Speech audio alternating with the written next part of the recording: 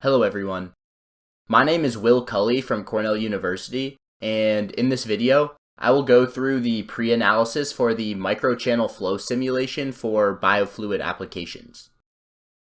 The geometry for this simulation will be the annular flow domain shown here.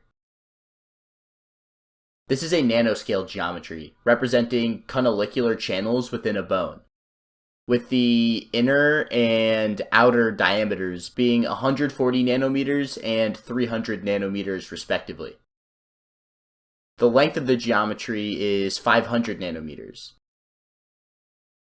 Within the flow domain, there are three small circular obstructions representing cross-linking proteoglycans with a diameter of 10 nanometers.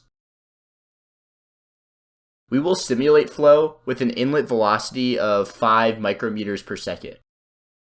We will also specify the outlet pressure shown here. The interstitial fluid will be defined using the material properties shown here.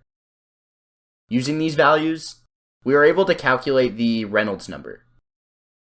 This value is extremely small and has implications in the solution that we will discuss later. We will use these parameters to investigate the resulting pressure, velocity, and wall shear variations inside of the structure. We will interpret the solution process using this black box framework. We start with our physical problem, which in this case is microchannel flow. From this, we can use physical principles and assumptions to create a mathematical model inside of the Fluent black box. It figures out this model from our user inputs. Let's take a look at the mathematical model. This consists of governing equations and boundary conditions. For governing equations, we first have the continuity equation, which is conservation of mass applied to an infinitesimal fluid element.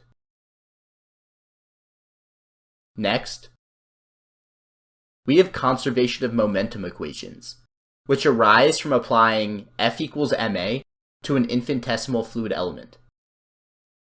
Since our flow is three-dimensional, this acceleration term will have three components, corresponding to three coordinate directions. This means we can produce three equations, with these equations being shown here. From these equations, our unknown functions are u, v, and w, our three velocity components, and the pressure. Each of these are functions of the coordinate location x, y, and z. We also have assumptions built into our mathematical model that affect our governing equations. Firstly, the steady assumption means there is no time variation of the flow properties. This knocks all of the time derivatives out of the governing equations. These have already been omitted above. Additionally, the laminar assumption means there is no turbulence in the flow. This means we do not need to add any terms or equations to account for that. Similarly, we will assume that the flow is incompressible, meaning that the density is constant everywhere. Finally, we will assume that the working material behaves as a Newtonian fluid. All of these assumptions are built into the governing equations shown above, and we will ensure that they are correctly provided to the solver. In addition to the governing equations, our mathematical model includes boundary conditions. The domain of our boundary value problem is the fluid region inside of the microchannel structure. The front annular face will be our inlet. Here, we will specify the velocity normal to the boundary to be 5 micrometers per second, as specified in the problem statement. Next, the identical annular face on the other side of the model will be the outlet. we will specify the pressure to be 300 pascals. We have 3 remaining surfaces. These are the inner wall, the outer wall, and the pillar walls, being the walls around our obstructions. On each of these faces, we will specify that the velocity must be 0. This is equivalent to enforcing both a no-slip and no-penetration boundary condition. This completes our overview of the mathematical model, so we can now take a look at a brief overview of the numerical solution strategy that will be used to obtain values of our unknown functions in the domain.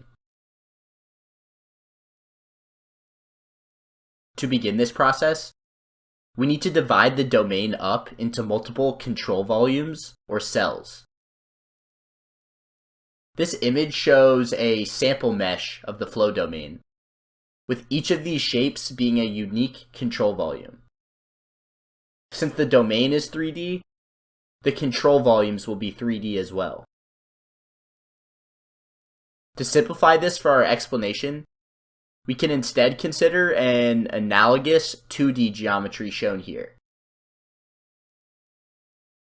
From this mesh, we will determine values of the unknown functions at the center of each of these cells. These values will be an approximation of the average value of the cell. For other regions not in the center, we can approximate its value by interpolating between cell center values. That means that anywhere in this cell, even on its boundaries, the values can be interpolated from the value at the center and other neighboring values. To get these values, the Fluent solver will derive algebraic equations relating the primary unknowns at each cell center to the neighboring values. This will create a system of equations. The solver will then invert this system to obtain the cell center values. Importantly, the solver only directly determines values of our unknown functions. All other quantities and visualizations are post-processed from these values.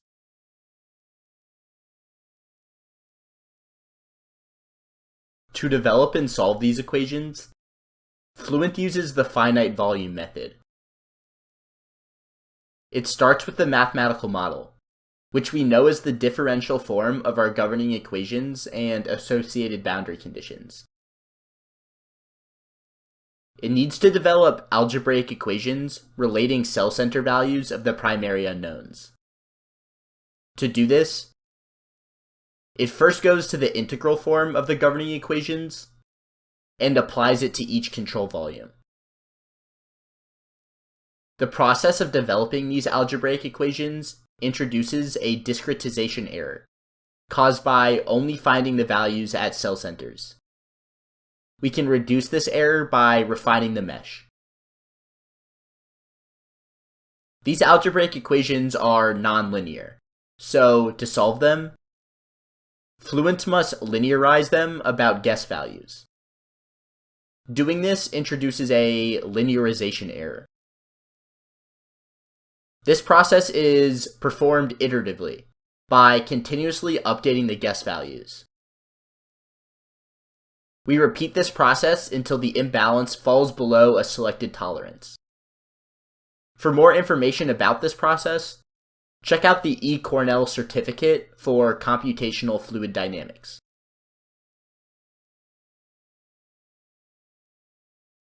Back in our black box framework, we have discussed the mathematical model and the numerical solution method, and how that produces the selected values at selected points.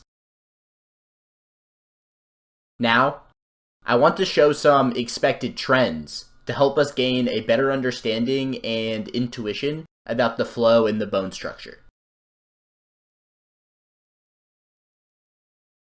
To understand and predict the flow in the flow domain, We will consider a similar classical case, being flow in a pipe. Let's consider slicing the flow domain along the YZ plane to create the cross-section shown here. The outer diameter and inner diameter form walls for the fluid to flow through. Note that the full cross-section will include another copy of this same profile below because the domain is annular, and also that we are ignoring obstructions for now. At the inlet, we specified the velocity, and we can expect the profile across the domain to be constant. As the flow moves through this structure, we expect low velocities near the walls as the boundary layers develop because of the no-slip boundary condition at the walls. This is sketched here. An added effect of this is that the flow between the walls near the center of this pipe will accelerate beyond the inlet value because the flow area is effectively reduced from the boundary layers. This gives us a good basis for understanding the velocity profiles in the flow domain. The pressure, however, is constant throughout the boundary layers. This means we can expect it to be constant along y-axis slices, as shown here, but uniformly decrease over time from viscous losses, with the values at the end being specified by the outlet boundary conditions. This simple case allows us to form intuition about the flow domain and start to identify the effect that the obstructions have on the flow after performing the simulation. This completes the pre-analysis content, and we will now get into the simulation.